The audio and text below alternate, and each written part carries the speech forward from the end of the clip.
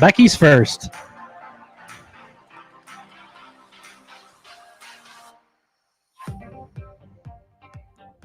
What's up, everybody? Time out with Michael and Tony. Hello, Neverland. Hi, everybody. I am so glad you're here. Oh man, We've missed you. you talking to me or everyone? Everyone, and you. Yay. I've missed you. It's been a minute. It has been all the minutes. Holy cow. Yeah. Well, thank you, everybody, for joining us again on the podcast Time Out with Michael and Tony. We sure appreciate all of your support and help and enthusiasm and everything. We have been gone for a minute, and we are back again, and we just really just appreciate you. Whether you're listening morning, noon, or night, we're just excited. Thank you. I've ran out of words already. I've been gone 2 weeks and I ran out of words. You've used all your words I'm right done. now. You're I'm done. Big shout out to my friends Josh and Becky, Team Biosh. They're right here. And they're right here. You know what I'm pointing at? My heart. Hi, Veronica. Nice to see you. Beloved one. I'm so happy to see you. So happy to see you guys. And all of you guys listening and watching, thank you for joining our show today's, this afternoon's, whenever you're listening and or watching. We have a live podcast every Wednesday at 8 p.m. And tonight's podcast is about childhood dreams. Little bit of a throwback. Yep. We wanted to just kind of sit back and talk a little bit, and then we'll jump into the childhood, and it'll just kind of roll. We've been doing some really fun things, and we wanted to just sit down and talk.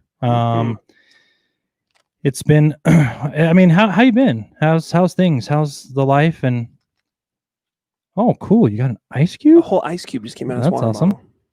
And for my Lucky. next trick, He wanted to be a magician. Dang it! Spoiler. I just missed the garbage can. Spoiler alert. So Tony has put up the merch page on there at spreadshirt.com. Time out with Michael and Tony. Go wear the beards. Yeah. To answer your question before I was so rudely interrupted by frozen water, man, life has been crazy. I've had a number of people ask like why we haven't been live over the past 2 weeks. No, son. I can't see past the bar. You can't? Uh-uh. I guess I'm looking over it. Hold on. I just shoulder check that. Anyways, Ooh, cool. but I can't do this. yeah. Oompa loompa. But no, I've had a number of people ask like why we weren't live for the past 2 weeks, and purely because of life and work and real life things like that. Sometimes you just have to step back, and we thank all of you that have stuck with us and reached out to us and said, hey, where are you? Makes us feel special. Yeah. It really does. Truly. We appreciate you so much. Life has just been hectic. My portion of my life and job and duty is the busiest holiday in my job is 4th of July. Mhm. Soda and beer. I mean, people went crazy. Yeah. Been locked up for months and months and months, and then they said, we're going, don't care, see you later. And let me tell you, I don't know, wherever you're watching from, California, Nebraska, The Netherlands, Guatemala, is that even a thing?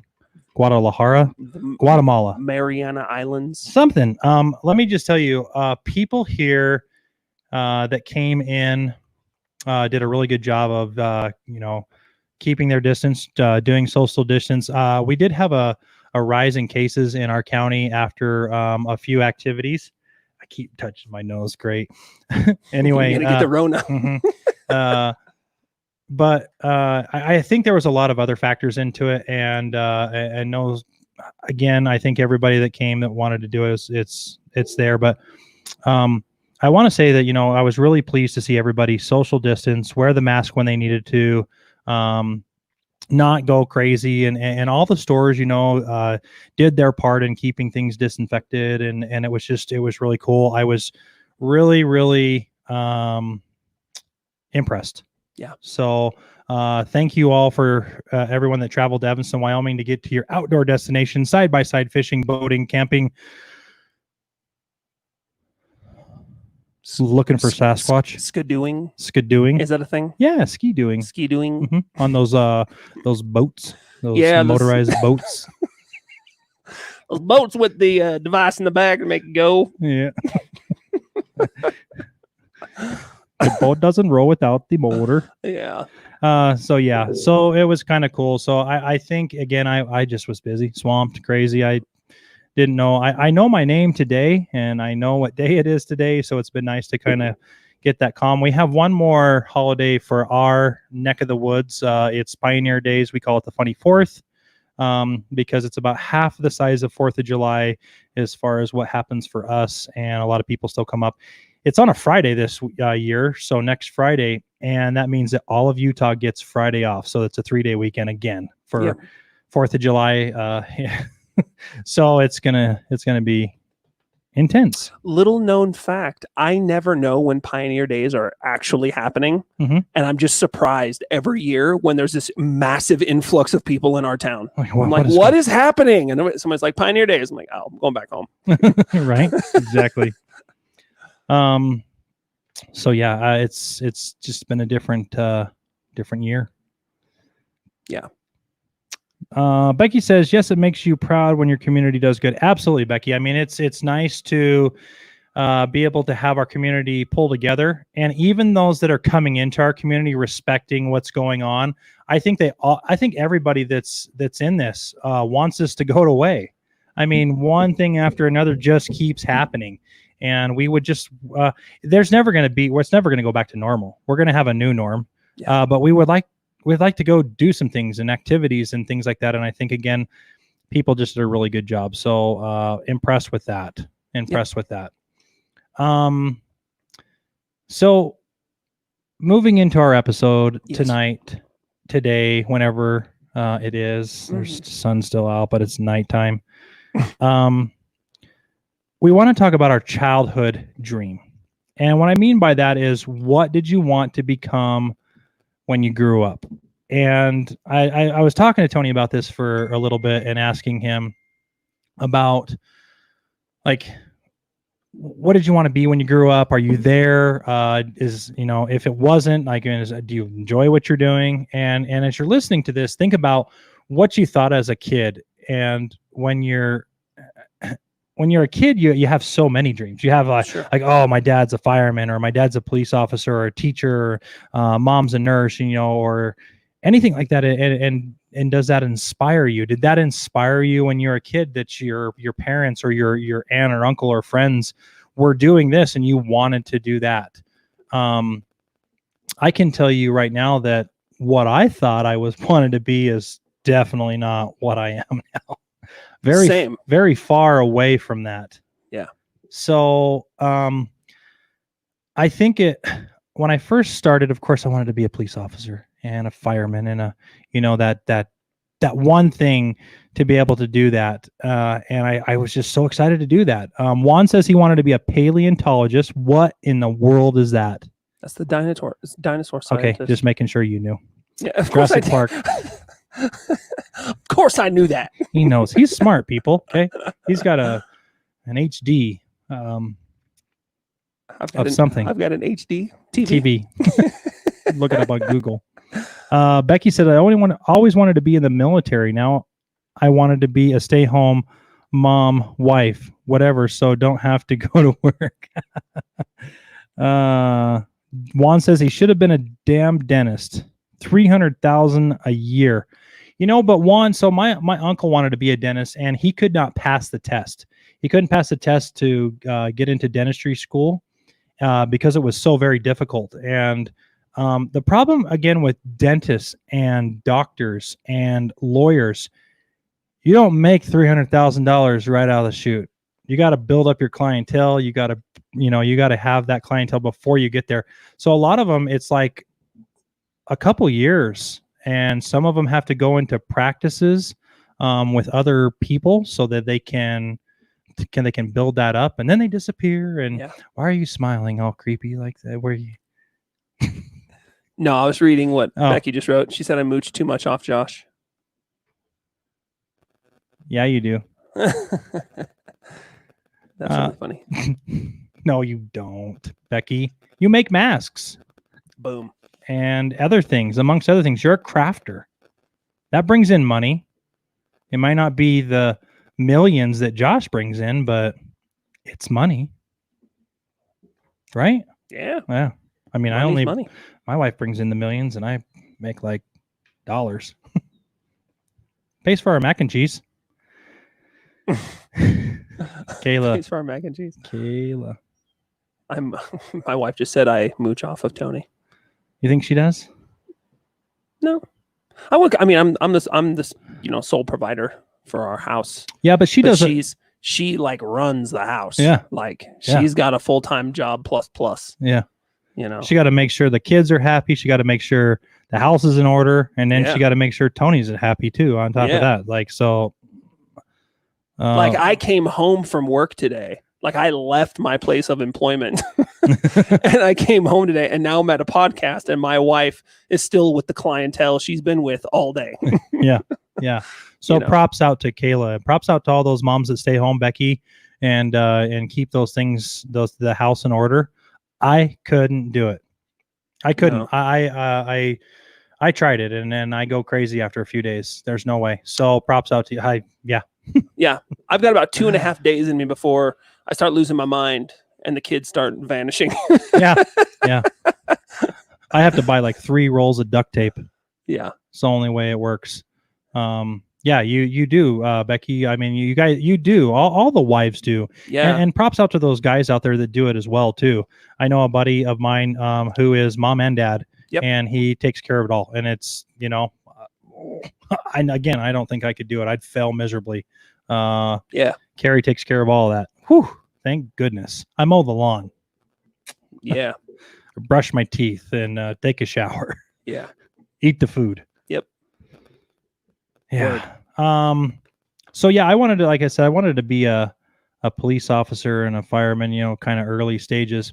Yeah. As I started going through, of course, I love sports. So I wanted to be, of course, in the NBA or NFL. And that was really my biggest dream, was to be there. And then on a secondary note, going into college, I wanted to be into sports medicine. I wanted to be like an athletic trainer and travel with teams and do that. And of course, my backup was that to be in the NFL or the NBA or Sure. MLS or something professionally, sports wise. Got really close, and I was stupid in high school. Didn't take the SATs or ACTs, and I did. I took them and I passed them. I just never really pursued it. And there was this girl, and Oh. yep, I took a turn for a different turn. Ooh. I know, right? Went the way of the world. Yeah, with the way of the world. Yeah, dang it. I'm an old has-been. That's okay. We got a podcast. It's okay. We have a podcast.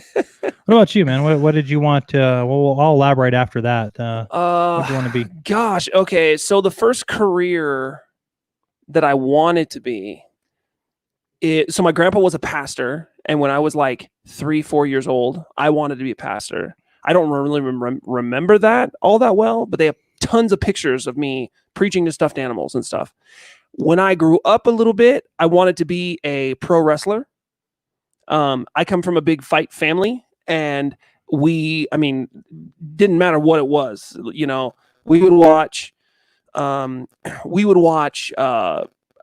wrestling. We'd watch boxing, kickboxing, sumo wrestling. It didn't matter. If it was violent, my family was watching it, And so there was all of that. I wanted to be a pro wrestler. And then at some point in time, I wanted to be a sniper in the military. I was probably like 10, 11 years old. I was like, I could do that. I could pull a trigger for a living, And then when I was a teenager, I wanted to work. Fast food? No, I did like for 4 months, but No, I wanted to work in computers, but then I also wanted to just own like an empire, some big fancy business and all these things. So I kind of became somewhat of an entrepreneur when I was a teen, Mhm. But yeah, that's pretty I much like it. Did you did you ever play the game Sims? I did. Sim City? Uh, no, Not Sim City? no, not SimCity, just The Sims. So after my throughout high school thing and wanting to be at one point I wanted to switch and move into and do engineering and architecture. Yeah. I could sit at a computer and play Sim City for hours. Mhm. Hours. And I think that's where my video game stuff came really bad, because if I play a video game, and it's like one of my favorite video games of all time is Ratchet and Clank, and it's a big Sure. long story type of game, Zelda, those things, and I will play the game until it's done, and so that's bad because sometimes it takes 2 or 3 days, and Carrie can attest to that one. It was don't do that. Yeah. So I kind of had switched to there, but I thought about that as you were saying you wanted to own an empire. I wondered, does he play Sim City? That was a fun game. Still is a fun game. We got a lot of chatter in the chat. Kayla said, so my oldest son said, "Hey, ladies." And then Kayla said she wanted to be an equine vet. Yeah. So Kayla used to be like a veterinary assistant. She used to help with all of the farm animals who were sick and all those things. But she has a really hard time with blood. And so they did some procedure and she looked at it and almost passed out. What? Okay. A neek vet. Equine. What is that? That's a horse doctor. A horse doctor. Okay. Yeah. An equestrian. That's where the yeah. I graduated from Evanston High School. I don't know these big words. It's okay. Sweet. I don't have a problem with blood, but sometimes I do. It does freak me out a little bit, but it doesn't. Sure. Sometimes I'm a little queasy about it, but I make it through it. I had a buddy years ago that he lost his cool. Him and his wife had this big fight, and he got really, really frustrated. And they had one of those. It was an old house, and it was like, those old style back doors that had like the tiny little squares of glass, like through the entire thing. Well, he got really mad and he punched one of them, and it shattered and it cut his knuckles, like it cut him across his knuckles, and he didn't realize that he had an issue with blood, and so he looked down and saw his hand and just started getting queasy and shaky, and then blacked out in their dining room. And his wife was so mad she just left for like 3-4 hours or whatever. But he was just bleeding in the kitchen. She was like, "Forget this noise," and just leaves. And he's out cold, laying on the kitchen floor. Your wife said that she watched a dog get neutered on a dining room table and almost passed out. Yeah, that's the one. I might too. That would be bad. Becky says, "I can see blood but hate the smell." And there is a smell to it that's you have to be able to do. So it was the popping that the that the testicle made. So that's the procedure that my wife was basically a witness to, neutering that animal. And yeah, when they removed that thing, she was like, "Oh, oh Lord." Interesting. Yeah. Not the actual testicle, but the tissue around it. She is going graphical on this. Yeah. It's cool. It's science. It's science, man. It's science. Insane in the membrane. Yes, Juan. Insane. Yeah. Who sang that one? Insane Clown Posse? No. I know. Oh. 2 Live Crew. Come on, Juan. Earth, Wind, and Fire. Oh, hey. Those guys are good. Yeah, man. I do like those guys. So anyway, as I moved forward, I went out of high school. I went to school for a semester of college just here in Evanston to the little outreach center. And I knew college at that point. I really knew college was not for me because I was going to go there and just party my little tushy. Tiny off. Yeah. Tushy. Very good. Very good, beloved one. I knew you'd know. I did a semester and I was just like, I don't want to do this anymore. I don't want to go to school. I don't want to study. I don't want to do classes. I don't want to. I just don't want to. And so I I just finished and moved on, and I started working at the golf course, part-time, and then I left, and then I went to Smith's. My buddy worked at Smith's, and I actually had a pretty good job at Smith's, which is a grocery store here in Evanston, Wyoming. You might see some King Supers or some Kroger's or city markets, all those type of things through Kroger. Its base is out of Salt Lake City, Utah. Anyway, I got into that. In fact, I got hired on 9/11. The day that the planes crashed, I was having an interview, and I came home from the interview at Smith's, and my girlfriend at the time was watching the TV, and there's these planes. She's like, "You need to watch this." Of course we didn't have cell phones back then, so you couldn't like make a. I think we did, but anyway, yeah, it was nuts. That was just really weird. So I'll never forget that. And then I worked for Smith's for a couple years and actually started going into their pilot program for managers and management. It's called MD1 training, and was down in Park City during the Olympics and all that. And it was, man, it was a blast. I had a good time, and we built a super Walmart here in Evanston, Wyoming. And one of the people called and said, "Hey, we want you to come be the grocery manager, and we'll move you into management this way." And I thought, oh, I don't have to drive and commute anymore, because I couldn't afford to live in Park City. It was like, even at that time, it was like $1,200 for rent in an apartment. And of course, it was pretty high because it was the Olympics.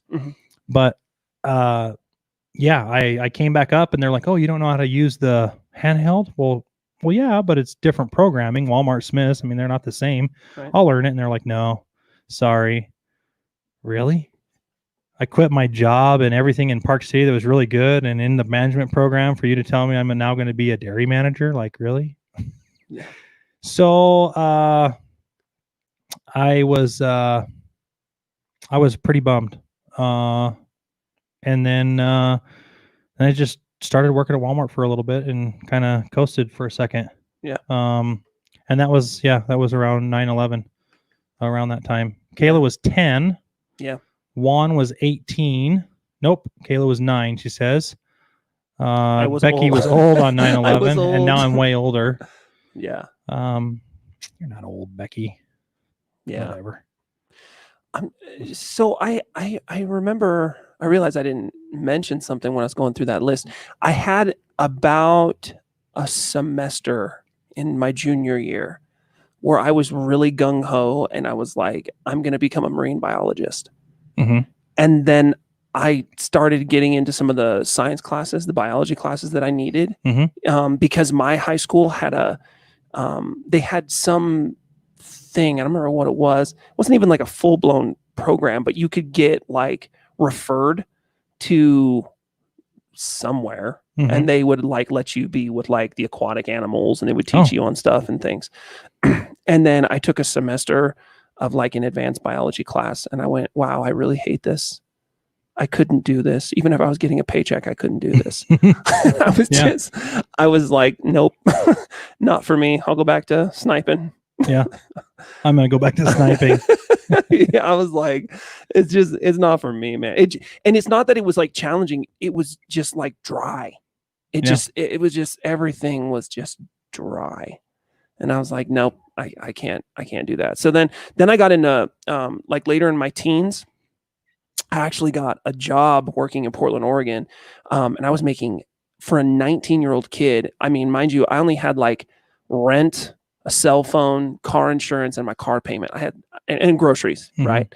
I had 4 main bills, right?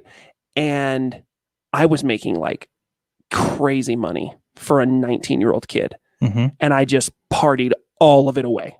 I didn't hold on to a single penny. It was like, I was paycheck to paycheck, but I was technically like rich. You know what I mean? Like for a 19-year-old kid, I'm like, it's just the paycheck would come in like, wow, look at all that money. I better spend it all now.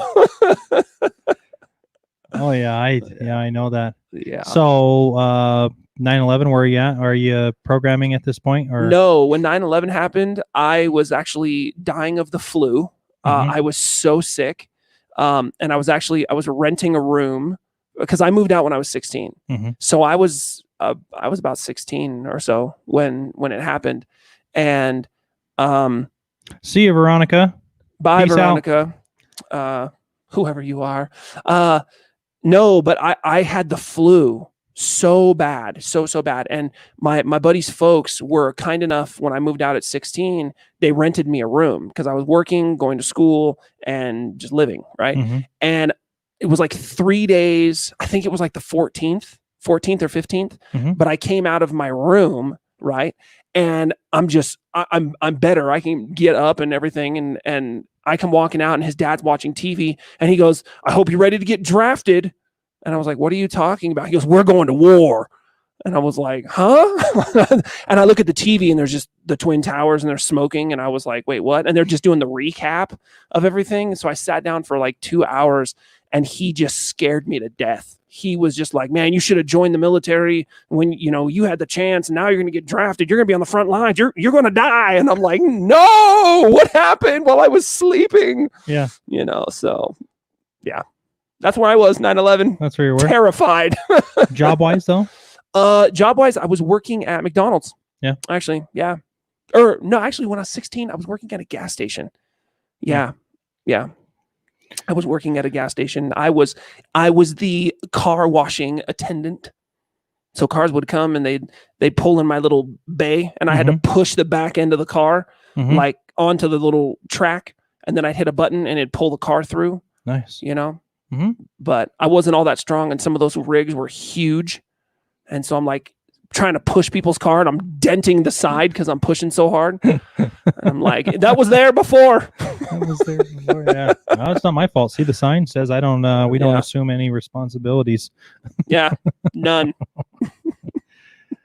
So I was totally upset about the whole Walmart thing. Pretty pissed off. Yeah. And that's when the golfing came back around, and I went to work at the pro shop, and I thought, same money, same whatever, but I can go, maybe I'll enjoy my life. Sure. And I'd never golfed in high school, never golf. I mean, I went with my mom every now and again, but never touched a golf club really. Sure. So I thought, well, I'm gonna give this a try, and started getting into it, looking at it, studying it, and chipping and putting and driving. I would go out and spend hours on the range after work, and before work I would just spend a lot of time.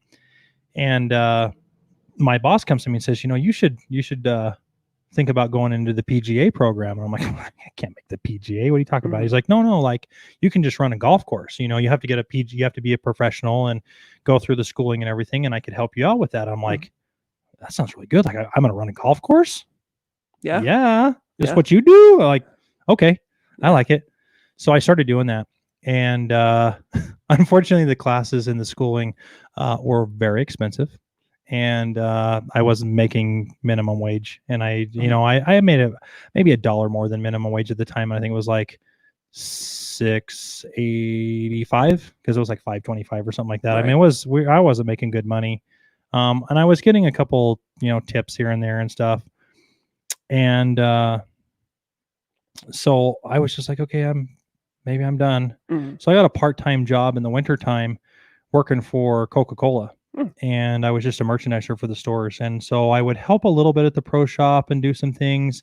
But my main kind of gig for the wintertime was merchandising stores, just filling up the stores with 12 packs and singles and all that stuff.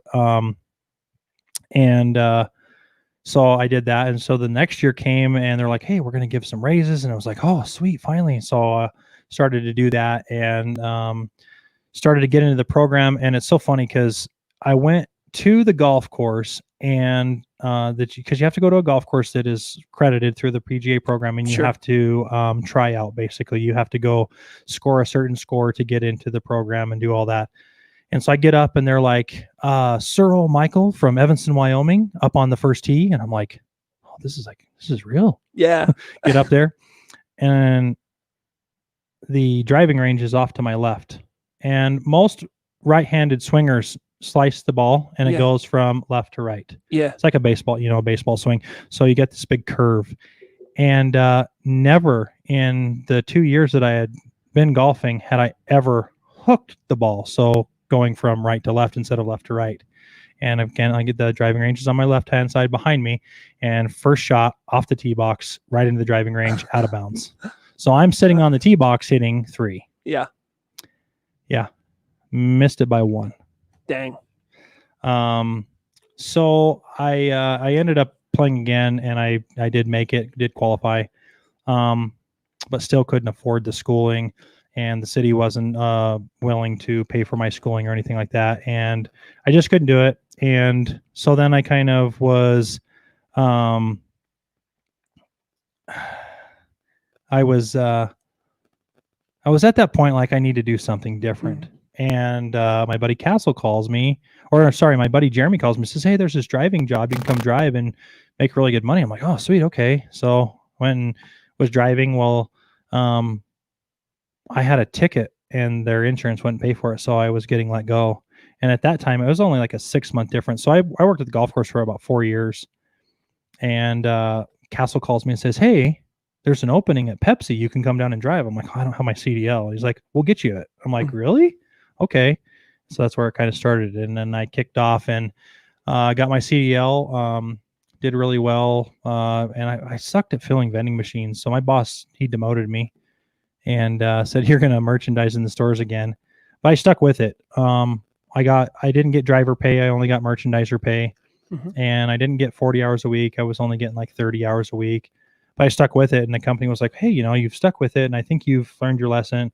Hey, so there's this big salesman job if you'd like it, where we're creating a new position. You do really well. You're really, good with the customers." So I did that. And yeah, it was rest is history. So I don't know. That was at 22. Yeah, 22, 23. Yeah.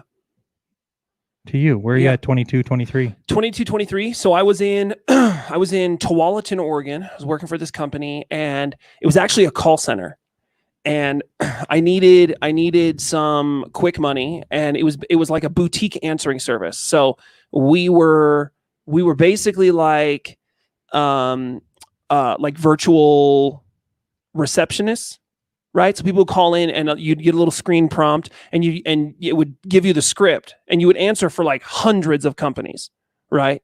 And so you'd be like, "Thank you for calling, da da da da. How can I help you?" And people would talk, and then there'd be like a script, "Well, they're not in. Can I take a message?" Or whatever. And then you'd use the software, and it would send them a text or send them an email or whatever, right?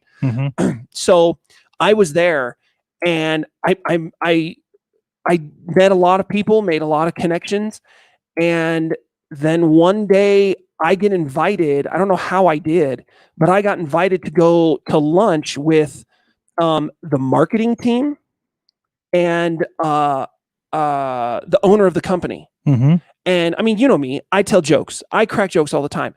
I had them rolling at the table, just dying. They were rolling. And when we got back from lunch, actually it was the next day, the guy that ran the sales team, he goes, "You are such a personable person. I already got approval. If you want to do what we do, you just give me the word and you're on the team." Nice. And I was like, wow, okay. So here I am at this boutique answering service. Now I'm selling the service, right? Making really good money. And then I started getting involved in a lot of like digital marketing and stuff like that. So, SEO type stuff, all this stuff. And then I started working relatively close to like the IT guys. And when I started working close with the IT guys, I was like, dang, I really want to work with computers. I had hit the ceiling as far as like growth went, at my company. And I was like, you know what? I need to make waves. I need to do something else. And so I did a couple other jobs. I left there, did a couple other jobs, and then a door opened for me to get into programming. And so I started studying programming, all these things, went, interviewed, landed the job. And what was so funny is they called me and said, "We need you to come take an aptitude test." And I was like, "Sure." And I walk in and I'm dressed up, because I don't know who I'm going to be in front of. So I've got slacks, I've got a tie on, button-up shirt. And I walk into a room and there's people in there that have like tank tops on and like sweatpants cutoffs and stuff. And I'm like, am I in the right building? Like, this is for like a programming aptitude test. And I walk in and these guys run over there and they go, hey, here's your test, have a seat, blah, blah, blah, blah, blah. And I sit down and I take the test, and it's like 4 or 5 pages or something. And I write everything down. It was like basic algebra and then like some relatively mild to medium, like story problem type stuff, Mhm. right? So I go through and I fill everything out, and then I'm done, and I stand up and I realize that everyone that is in that room is still in that room. And I'm like, is there enough? Did I miss something? Like, and I'm looking around and I'm like, I was like, I'm going through it, double checking my answers and all these things, and I felt really bad because I was like, did we get the same test? Like, am I missing something here? Mhm. And I gave it to them and they were like, hey, cool. And then this company took me and like 100 other people and put us through basically the equivalent of a 2-year degree in computer science and like software development in like 3.5, 4 months. And it was the craziest time ever. And then I became like a web development team lead that same month. Like when we got done with that boot camp, I became a team lead, and the rest is history. And I've been in the software development business since then. And So you stayed. I stayed. Yeah. Stayed. Yeah. I got into computers and I never let go. When did you come to Wyoming? Oh my gosh. Kayla, you're watching. How long have we been here? I think we've been here 6 years. And your job took you here? I think. No. So I was actually working at Costco headquarters as a programmer. Mhm. So we were up in Seattle, and we moved here. My in-laws lived in Kemmer. Right. And so we left Seattle, moved here because we wanted the kids to be around their in-laws and some other things. And so we moved to Wyoming, and I didn't have a programming job for a year and a half. So I just worked some random jobs just until, a door opened up. Right. Right. Once that door opened up, I took it. And I started, I worked kind of a smaller programming job, and then I landed the job that I have now. But I went like a year and a half or so just doing like freelance stuff, and just working side jobs and stuff like that. So nice. But yeah. Oh, I left Pepsi Yeah. and WWB because somebody saw the potential that I had and offered me more money and a company car.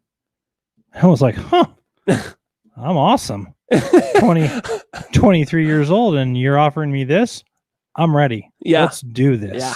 VIP. And so I did. I took it, and 9 months later, I was done. Yeah. The area and the coverage I had to cover was astronomical. I worked for Nabisco and Kraft, and the Kraft Nabisco owned 84% of the grocery store. Chemicals and paper goods was about the only thing that we did not touch in any aisle. We did not touch. Yeah. And it was just like anything you could think of: pizzas, ice cream, Crystal Light, peanuts, jerky, cookies, crackers, cheese. I mean, again, 84% of the store was Kraft Nabisco. Sure. And the Nabisco part was really fun. That was the good thing. But anybody who's ever been to Wyoming understands that when you leave our little town of Evanston, which is, I'm going to say it's right over here in the square. Easy, fella. See where the T is in our broadcast, the T. Nope. Keep coming over towards that way. Yep. There's Evanston, okay? So now we're going to go to the next major city that has stuff, and that's the M. That's Rock Springs and Green River. Yeah, you had to go that far. And we're talking an hour and a half, hour and 15 minutes to get over there in good traffic. And, and then you had to go up to Pinedale and Big Piney and sometimes Jackson. It was rough, and I didn't have anybody to help me do all these stores, and I was doing like lots of stuff, and the guy before me did really good stuff too, but I was trying to take it to the next level, and I did, and then I put myself in I just buried myself. It was really hard. So I left, and I came to work for Stock Building Supply. I worked for Stock Building Supply, which was a building outfit, which what is it, the lumber yard now? Yeah, the lumber yard. So kind of like our small Home Depot.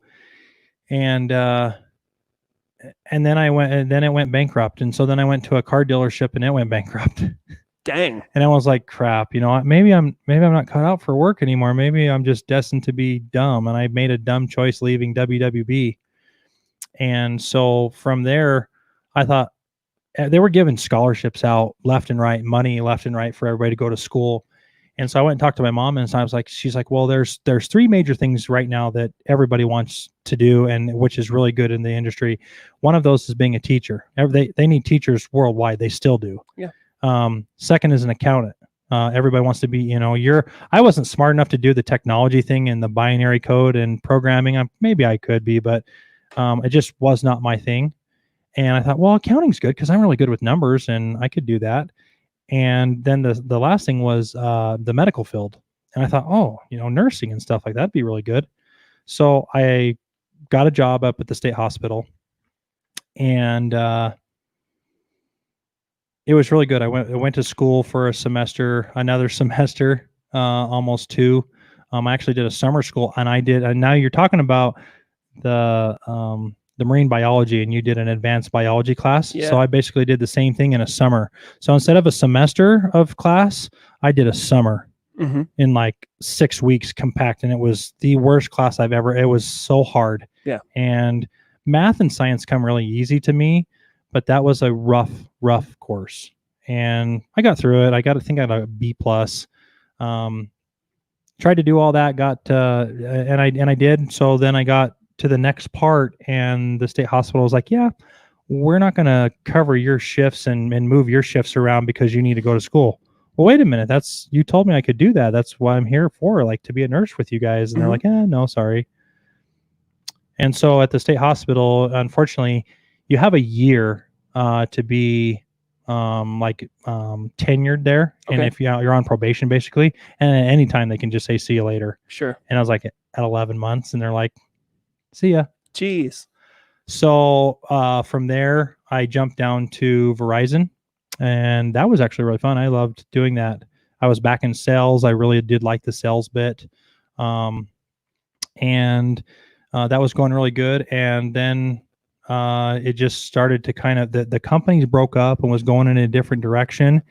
And the boss was threatened by me that I was doing so well and we were taking care of Kemmer, Evanston, and Rock Springs and Green River. And even actually a coworker that works with me now, he worked with us, and he knew the same thing. Like, we were all taking care of her job while she was reaping all the benefits. And it was just, she never gave anybody any credit. She always took it, and it was just bad. And so they were just like, yeah, we're again, like I said, the companies kind of were going in different directions or however. And so my buddy said, hey, come work out in the oil field. And I was just so hesitant to go out there because the oil field is up and down. Sure. And it's just, one day you're good, the next day you're not. And so I took a chance. I went out to be an electrician, again, good with numbers and things like that and that kind of stuff. And I was actually there for about 3 years. And the oil field and everything started to kind of come down a little bit in Wyoming. And North Dakota was booming, going crazy. And Texas was booming and going crazy. And I was like, I don't want to go to either place of those. I'm not going there. I want to be with my family. And so lo and behold, Castle called me again. Was like, hey, there's a driving job again. I'm like, I'll take it. I don't care. Sure. So I came and interviewed for it. I actually had a really good job with, and you might have known him. Maybe not. Maybe it was before your time at church. His name was Bruce. You know Bruce? Banner? No, he is big though. Blonde guy. If Carrie's watching, she would know their last name. I never met them. Anyway, he was a good dude, and he owned this company. He was like, I could make this much money and have overtime and everything, or I could come back to Pepsi and remember what I did, make way low money and try to work myself back up. And, for the past, it's 8 years now for this go round, because it was 4 last time. Yeah. So 8 years now going on that, and climbed all the way to the top. Rock and roll. Woo. Now, this is where you wanted to be as a programmer as a kid? Honestly, I've worked for some really big companies, right? I spent 2 years or so working at Microsoft. So I was on Microsoft campus, right? Bruce Banner. So, folks of you that are listening to the live, the audio podcast, we have a live stream and people can throw comments. So, if you want to throw comments up there, you can. We talked about Bruce, this guy, and Tony said Bruce Banner, and I said no. And Juan shouted out Bruce from Finding Nemo. Yes, fish are friends. Yeah. But anyways, no, I always wanted to work at some of like the large, reputable, like massive corporations, right? Mhm. And I got to experience them, right? So like I said, like I was at Microsoft for 2 years. The food on Microsoft campus, let me tell you what, is amazing. Oh, I bet. Amazing. They've got this whole area. It's a whole building that's like their commons area, but they've got, oh yeah, Juan said he worked at KB Toys. I was going to comment on that earlier. That's like a dream job. When I was a kid, KB Toys. Toys R Us and KB Toys. Man. Mom, can we just look at the other aisle? No, we're going. Yeah. Please. Yeah. But nice one. But anyways, no, like the commons at Microsoft campus is like a mall. Oh man. And so it's like a huge food court. I was eating like Thai food like it was going out of style every day. They had multiple cafes, like little like coffee stands and stuff, and they would make quiche there and all these things. It was amazing. It was amazing. But then like I worked at like Costco headquarters, as a programmer, and like AT&T and, these big corporations. And that was kind of a goal of mine, right? Like I wanted to experience like big corp. And it was really fun. It was really funny because most of those places were pretty strict on like attire. So I had to wear slacks and, a polo at least, except for there was one, and it was a Sprint affiliate, and I was there as a programmer. And so I'm in my early 20s, right? And these guys, when you look at the parking garage, there's Bentley, BMW, Ferrari. Like these guys, the guys above me, leadership and like, these directors and such, these guys are rolling. Like these guys are making wicked money. But what was so funny is my corporate apartment was 7-8 blocks up the road from the office. And I mean, I used to be a pretty avid longboarder, right? So I'd throw my backpack on, shorts, flip-flops, t-shirt, longboard. And I would just skateboard basically to this massive corporate office. Right. And I would come walking in, skateboard. Like as people are parking in the morning, I'm just like scooting through the parking garage on my skateboard. And these guys, very uppity up, suit and tie. And here's this, punk programmer on a skateboard. So you're looking like that dude from Hackers. Yeah. He was, what was his name? Come on, Juan. I know you know your movies. Juan knows. Yeah, like how I'm dressed now is not much different than how I dressed then, walking into this, massive corp. And, why does Tony get employee of the month parking? He only has a longboard. I know. Tony would just hang his backpack and his Dude, longboard on the I'm not even joking. Shine. I would have set my skateboard there. If I would have I would have just put my skateboard in that parking spot. Can you please move your car over? I mean, it's crowding my space. I don't want you to scuff the bamboo. Yeah. But no, so many of the leaders there, they hated me because to them, I didn't take it seriously. But my team was like knocking over boundaries and all these things. Like we were programming a lot of really crazy stuff. And let me throw this out to all you guys that are whatever you're doing in your job. Do not ever just don't be serious all the time. You got to have a little bit of fun. You have to, you got to keep that alive, because if you just keep going to your job every day, like I think about that guy that goes to work and the fluorescent lights, and in this room, you can kind of see over here, right here, there's some pea green walls. This is an old building that we're in.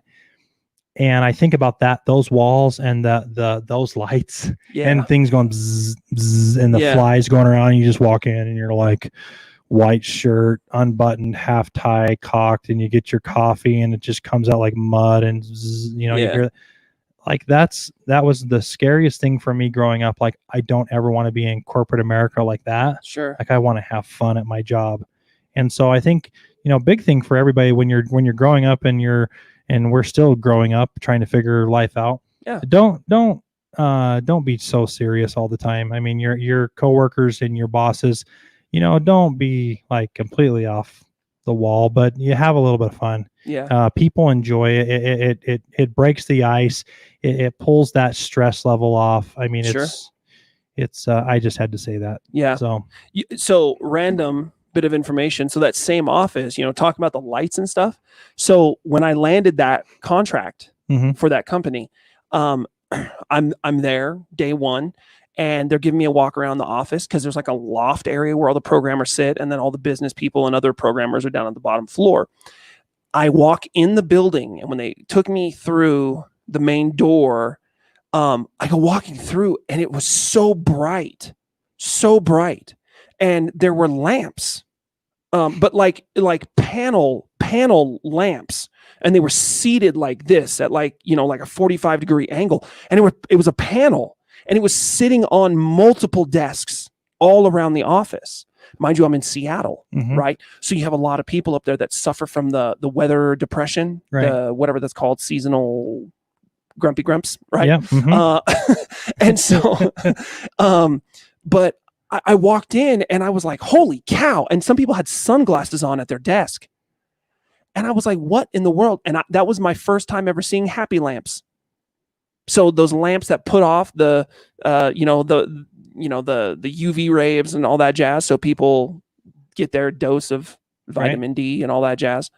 But there were so many people that had them, and I remember walking in, and I almost instantly got a headache on one floor because there was like 7 of them in a row, and I was like, holy cow. But what are people saying?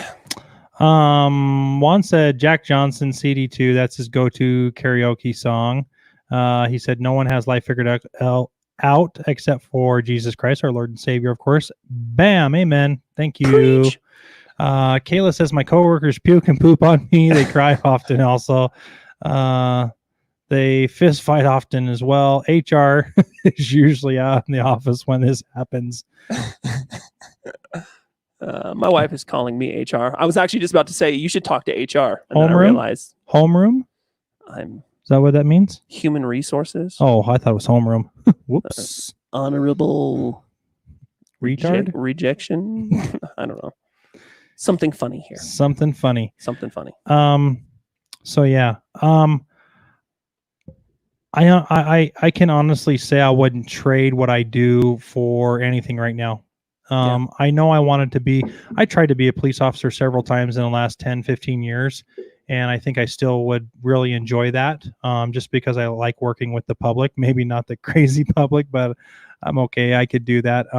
But I love dealing with the public. I love my job because my job changes every month, every week, every year. I can tell you that in the last 8 to 10 years, Halloween has always been different. 4th of July has always been different. Sure. I mean, they have some similarities, but my stuff is so different every day. It's like a new job, like every month or two. That's what I think what keeps me going is that it's always evolving. There's always something new. There's so many new products. You have to get rid of the old products, and they bring the old products back. I mean, it's ever changing, and I like that. That's something that I don't think I could stay at a job and flip burgers all day long. Sure. And maybe that would be nice though, because go flip a burger, go home. Nah. I enjoy it. I enjoy what I do. I offended a lady one time years ago, real bad. She got so ticked off at me. I was probably like 2-3 years in to being a programmer, and I went to this big conference thing, and there was a lady there. And there was a group of us, and we were kind of getting to know each other, and I'm talking to her, and I said, who do you work for? And she goes, I work for the McDonald's Corporation. And she goes, I was like, wow, really? Like in the office or like no. She goes, I work in whatever manufacturing industrial part, right? I was like, oh, that's really cool. What do you do? And somebody laughed and goes, she pushes a button. And I went, what do you mean? And she said that when the fries get freeze dried, they get wrapped and put in these giant boxes, and then they get put on this track, and they roll down the track and they stop here in front of her. She looks at it, scans it with a gun, and then presses a button, and then it continues on. And I'm thinking of it, and I said, honestly, I could probably replace you with like 7 lines of code. And I didn't mean anything by it. I didn't mean anything by it. And her friends started laughing, but it embarrassed her, and I felt bad. Mhm. But I was just kind of like, that was small talk to me. I mean, half the stuff I say is like offensive because people are Right. like, wow, you're blunt, or, you're whatever. And I don't mean to. I was 00110011110. Do you understand? Do you understand all that? No, I don't do binary. You don't do binary? No. So we got a new shower installed. I'm gonna go off on a tangent real quick. We got Sure. a new shower installed today, and the people that came to help and take care of that came to the door, and she's like, "Oh, are you Riker?" And because Riker answered the door, Mhm. and mind you, we're in a small town, so I told Riker they were coming, and of course we have this giant Great Dane that comes to the door, and Sure. her bark is pretty intense when it happens, but it he goes back to the room, the office, Mhm. right there, and he comes back out with a piece of paper, and he says, "Hold on one second." He starts writing all this stuff. So he writes in binary code his name and shows it to this lady, and she's like, That's amazing. "Oh, what did you say?" Yeah. And he's like, "This is my name in binary code." And she's like, "Okay, That's so I don't understand that, son." And he's like, "My name's Riker." That's so funny. Was it actually binary? Oh yeah, Oh, that's great. yeah. Kid's a smarty pants. That's so great. He's a turd, but he's smart. He is smart. Yeah. So yeah, I wouldn't trade it for the world. I love what I do. I love the people that I work with. It's a lot of fun. This would be cool. This would be a fun full-time, all the time gig. Talking, being the next Joe Rogans. Right? That'd be cool. And we are pushing for that. Don't think that that's not in our dreams as well. We're still big children, and this is what we want to do. It would be a lot of fun if this is what our main source of income would be. I think a lot of That'd be people that crazy. do podcasts, do live streams, YouTubes, and things like that, this is what they want to do. There's a reason why we're doing this, because we love it. We enjoy it. We talk a lot. So anyway, guys, I hope you enjoyed the episode. I hope you enjoyed everything. I hope this helped you get your thoughts thinking about what you were doing as a child, or what you wanted to do and when you grew up, when you were a child. Because I can say, like, I wanted to be a cop, I wanted to be a physical therapist, a trainee, I wanted to be in the major league sports, lots of things. And I'm a branch manager at a beverage company, and enjoy the heck out of it. I wouldn't change it. I think we choose what we want to do, and I think we keep doing that. And kudos to those of you that have made it. Let's talk about it. That was yesterday. Let's talk about it. Yeah, Taco Tuesday, dude. Come on, Juan. Today is Wednesday, Hump Day. Mike. That was just an opinion. No copyrights. Hopefully. Thanks. But yeah, think about it. Think about where you were at. Think about what you wanted to be when you grew up, and are you there? And if not, are you happy where you're at? And if you're not, go find it. Go find it. It's not too late. Can I put this out there? I've had a lot of people talk to me over the past 3 to 5 years, right? Because I didn't go to formal college, right? I taught myself programming, went through boot camp, learned more about programming, like all these different things. What you said there, there's so many people that go, man, if only I had an opportunity. You know what I mean? Like, man, if only I could just do this thing. Mm-hmm. And I don't think people give themselves enough credit. If you research it, if you get your hands on the resources that are necessary to get into a job, a position, or any form of knowledge or anything like that, research it, put in the work. You know what I mean? But so many people are, I mean, and I'm not even joking when I say, most of the people that I've talked to, they go, man, I would love to get into X. I'd love to get into this field, but there's just nothing available. I can't afford to go to school. I can't afford to do this. I can't. There's not a single I can. You know what I mean? Right. Like you can Google dang near anything and learn. I mean, you can learn higher forms of math. You can learn programming. You can learn, you name it. Business. You can learn how to put a concrete wall up. Yeah. It's out there. I've talked to so many hiring managers that when I've asked them, like, do you look at that, like their high school diploma? Do you look at their degree? Do you look to see if those things are even on the page? And they honestly go, well, you know what? Sometimes if they don't have enough like work experience, we go to the education. But it's always, every single hiring manager I've talked to, from Microsoft to Costco, you name it, the last thing that they say that they look at is the education, right? But it goes to but it's about experience. Yes. Experience will always trump. Yeah. In my mind, and maybe it's because maybe it's because I don't have a formal education. I think that experience will trump a college education all the time, because you could be book smart. You could be an amazing test taker. Sure. But you could not understand a single thing that they taught you. Yeah. And when you go out there and you do your field, it's like,